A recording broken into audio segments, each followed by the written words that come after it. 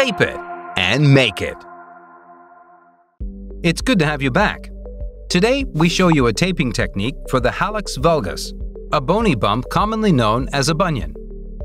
We have already prepared 2 strips for it, 1 strip of Kintex pre-cuts and 1 strip of classic tape, which we cut to 6 inches. My colleague will now show you how the taping technique works. First, we tear the pre-cut strip to about 6 inches, loosen the backing paper and place the base, without pulling, on the base of the toe.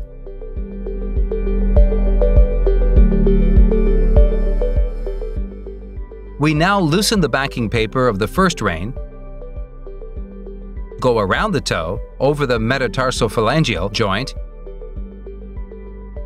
and tape the base without pulling. Then tape the second rein, around the outside, inwards without pulling, to the base of the basal joint.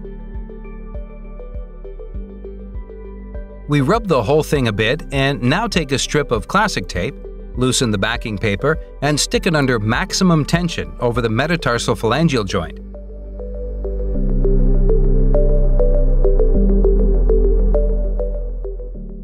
Finally, we rub the whole thing once more to increase the adhesive power of the tape by the heat and pressure it generates.